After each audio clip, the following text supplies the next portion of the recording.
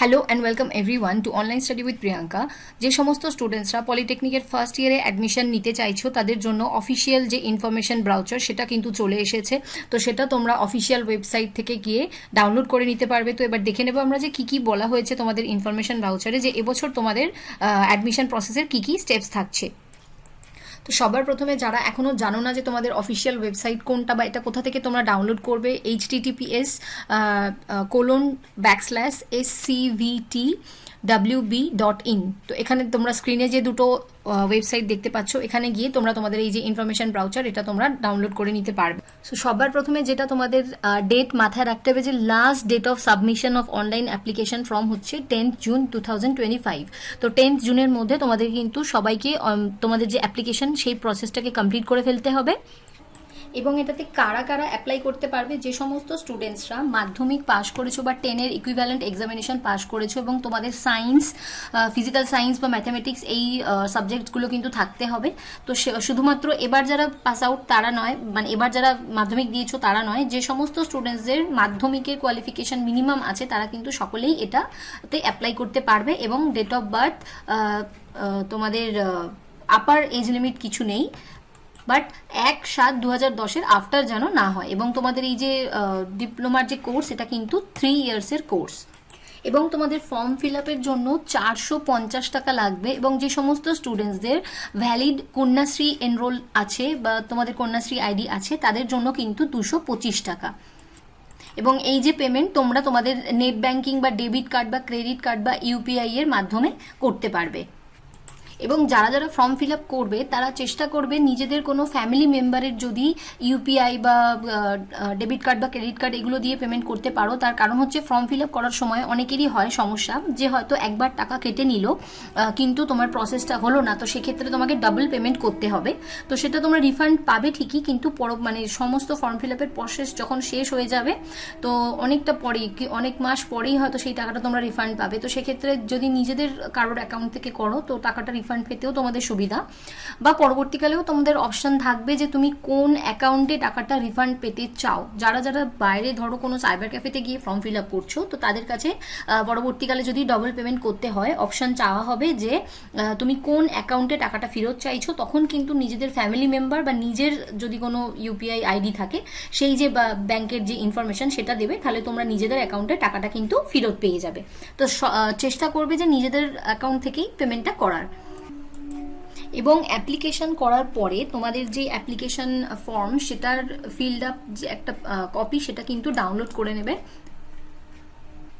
এবং form fill up করার সময় তোমরা একটা জিনিস মাথায় রাখবে যে ভুল করে তোমরা যেন, ধরো তোমাদের ওবিসি সার্টিফিকেট নেই বা এসসি/এসটি সার্টিফিকেট নেই, কিন্তু ভুল করে তোমরা যেন সেটাকে সিলেক্ট না করে ফেলো।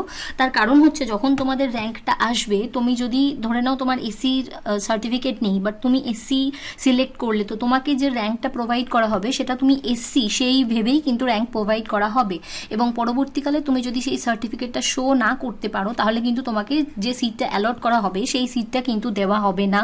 তো সেক্ষেত্রে তোমাকে কিন্তু অপেক্ষা করতে হবে সমস্ত প্রসেস কমপ্লিট হয়ে যাওয়ার পর তুমি স্পট কাউন্সেলিংয়ের সময় পাচ্ছ কি না সেটা তোমার জন্য মানে অনেকটাই প্রবলেম হয়ে যাবে। তো সবসময় খেয়াল রাখবে যে ফর্ম ফিল আপ যখন করছো কোনো রকমভাবে কোনো ভুল ইনফরমেশন, সেটা নাম্বার বলো বা কাস্টের দিক থেকে বলো বা ফিজিক্যালি চ্যালেঞ্জ, এই সমস্ত কিছু কোনো ভুল ইনফরমেশন ভুল করেও কিন্তু কেউ সিলেক্ট করবে না। তাতে কিন্তু তোমাদের অ্যাডমিশন ক্যান্সেল হবে। অর্থাৎ যে সিট তোমাকে দেওয়া হবে তুমি যদি সঠিক ইনফরমেশন সেখানে প্রোভাইড না করতে পারো বা সঠিক সার্টিফিকেট না দেখাতে পারো সেক্ষেত্রে কিন্তু তোমার যে অ্যাডমিশনের সিটটা তোমাকে দেওয়া হচ্ছে সেই সিটে কিন্তু তুমি অ্যাডমিশন নিতে পারবে না। এবং ফিজিক্যালি হ্যান্ডিক্যাপ বা ফিজিক্যালি চ্যালেঞ্জ স্টুডেন্টদের জন্য কিন্তু অ্যাডিশনাল 25টা সিট থাকছে।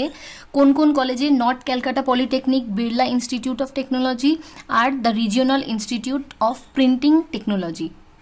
এবং যে সমস্ত স্টুডেন্টসদের কন্যাশ্রী আছে তারা কিন্তু 50% তোমাদের কম ফিজ লাগবে।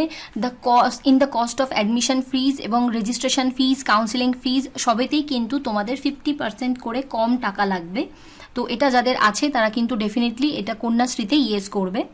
এবং মেডিকেলি ফিট স্ট্যান্ডার্ড কি লাগে, কোনো রকম তোমাদের কোনো কালার ব্লাইন্ডনেস নেই, ফিজিক্যালি এবং মেন্টালি তুমি মানে ইঞ্জিনিয়ারিং পড়ার জন্য ফিট সেটা, এবং able to pursue technical courses. তো এটা বললাম। তো তোমাদের পরবর্তীকালে ভর্তির সময় একটা মেডিকেল ফিটনেস সার্টিফিকেট বানাতে হবে, সেটা পরবর্তীকালে কোন ফরম্যাটে বানাবে সব কিছু তোমাদেরকে দিয়ে দেবো, বা তোমরা টেলিগ্রাম গ্রুপেতেও যে ফরম্যাট সেটা পেয়ে যাবে। এবং মেডিকেল ফিটনেস যে সার্টিফিকেট সেটা কোনো রেজিস্টার্ড ডক্টরের সিগনেচার থাকতে হবে, ডেট, সিল এবং তার যে রেজিস্ট্রেশন নাম্বার সেটা যেন থাকে। এবং যখন তোমাদের অ্যাডমিশন প্রসেস শুরু হবে এবং তোমাকে যে ডেটে অ্যাডমিশন নিতে বলা হবে সেই ডেটের মধ্যেই কিন্তু তোমাকে অ্যাডমিশন নিতে হবে। সেই ডেট পেরিয়ে গেলে, অর্থাৎ তোমার যে অ্যালটমেন্ট লেটার, যে লেটারের মধ্যে তুমি কোন কলেজ পেয়েছো, কত তারিখের মধ্যে যেতে হবে, সমস্ত কিছু মেনশন করা থাকবে। তো সেই অ্যালটমেন্ট লেটারের মধ্যে যে ডেট দেওয়া থাকবে সেই ডেটের মধ্যেই কিন্তু তোমাকে যেতে হবে, তা না হলে কিন্তু তুমি মানে সেই কলেজে আর অ্যাডমিশন নিতে পারবে না। আর রিজার্ভেশনে তোমাদের যে এসসিদের জন্য 22% এবং এসটিদের জন্য থাকছে 6%। অর্থাৎ ধরে নাও কেউ ইলেকট্রিক্যাল নিয়ে পড়তে চাইছো, তো কোনো কলেজে যদি 60টা সিট থাকে ইলেকট্রিক্যালের জন্য, তো তার মধ্যে থেকে 22% এসসি স্টুডেন্টসদের জন্য থাকে, এবং এসটি স্টুডেন্টদের জন্য থাকছে 6%। ফিজিক্যালি চ্যালেঞ্জ যে স্টুডেন্টসরা আছো তাদের জন্য 5% থাকছে। ওবিসি এদের জন্য থাকছে 10%, ওবিসি বিদের জন্য থাকছে 7% সিট। এবং যে সমস্ত এক্স সার্ভিসম্যান আছে তাদের জন্য যে গভর্নমেন্টের নর্মস অনুযায়ী সিট রিজার্ভেশন থাকে সেটা থাকছে। এবং রামকৃষ্ণ মিশন শিল্পপীঠ বেলগড়িয়া এবং রামকৃষ্ণ মিশন শিল্প মন্দির বেলুর, এইগুলো কিন্তু শুধুমাত্র মেল ক্যান্ডিডেটদের জন্য, এবং উইমেন্স পলিটেকনিক কলকাতা আর চন্দননগর এই দুটো হচ্ছে ফিমেল ক্যান্ডিডেটদের জন্য।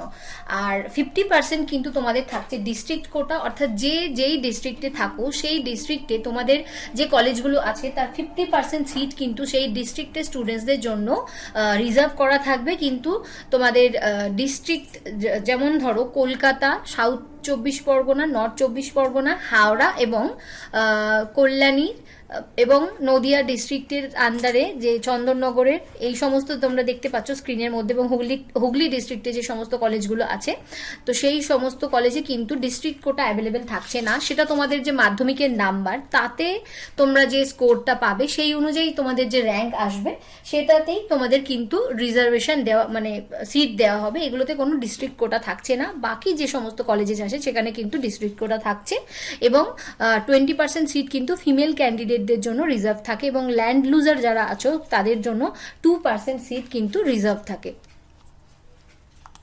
এবং ইকোনমিক্যালি উইকার সেকশনে যারা বিলং করছো তাদের জন্য কিন্তু 10% রিজার্ভেশন থাকছে। এবং তোমাদের এই যে ইনফরমেশন ব্রাউচার এর মধ্যেই কিন্তু তোমাদের যে ইকোনমিক্যালি উইকার সেকশন থেকে যারা বিলং করছো তাদেরকে এই ফর্মটা ফিল করতে হবে।